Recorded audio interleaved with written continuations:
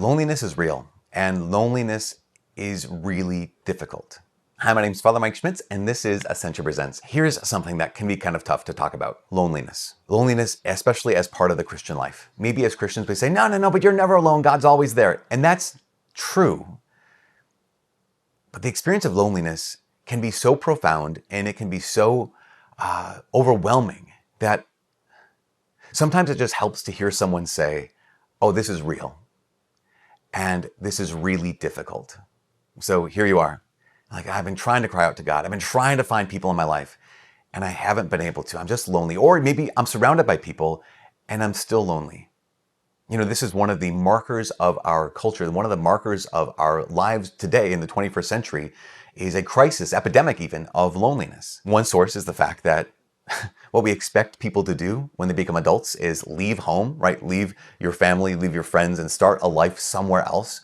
That was never the case in the history of humanity. It was always in the town you grew up, with the people you grew up with, the people who raised you and cared for you, hopefully loved you very, very well, with their faults and stuff. But you make a life with them. And so the people that knew you still know you. And the people you get to know them in a context where there's kind of a mutual understanding. Now, that's not to say that family is the answer, because you can be in your family and still be lonely. Your family can be dysfunctional. Well, actually, sorry. Unless you're the Holy Family, your family is dysfunctional. It's still possible to be lonely in the midst of your family. That is real. And also, I'm going to say this. That is completely natural. This is a common human experience. Jesus is known as the man of sorrows. So here's God himself. You know, Jesus, who spent 80% of his public ministry in a 5-mile radius. He experienced betrayal, experienced denial. He experienced what it was to be alone. He experienced what it was like for his soul to be sorrowful even to death. Jesus, God himself, in some mysterious way as man, knew what it was to be lonely, to be misunderstood for sure, to be abandoned for sure. St. Paul also had the experience. When he says, and that one of his moments of great trial, he said, no one came to my defense. I can imagine that in that season, or maybe many seasons of his life, Paul was like, no, I know what it is to be lonely. And so it's not unusual. It's real, and it's common. But I would say this, I would say your loneliness points to something. Your experience of loneliness, especially as a Christian, your experience of loneliness points to the fact that you're made in God's image, and you're made for communion. You're made for others. And you're made to be known. I think sometimes we can easily rush past this. Your experience of loneliness points to something greater. And that something greater is you're made for others. You're made for love. Because you're made in God's image and likeness, right? God's innermost secret of God himself is that he's an eternal exchange of love, eternal communion of love.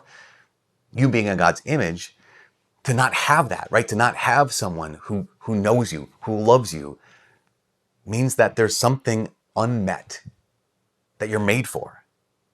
And to experience pain in that is real and it's natural. Even if I know God is with me, it's still normal to experience loneliness. At the same time, the thing I said at the very beginning, that it's not enough to just say, but God's with you all the time. That's true. It might not be enough to just say, but God's with you. At the same time, God is with you. And the reality, of course, is that as you're going through a season, or maybe a long, long season of loneliness, it's not just true that God will meet you at the end. It's not just true that Jesus will meet you at the end of that road of loneliness. It's that Jesus enters into the loneliness with you. And this is completely true.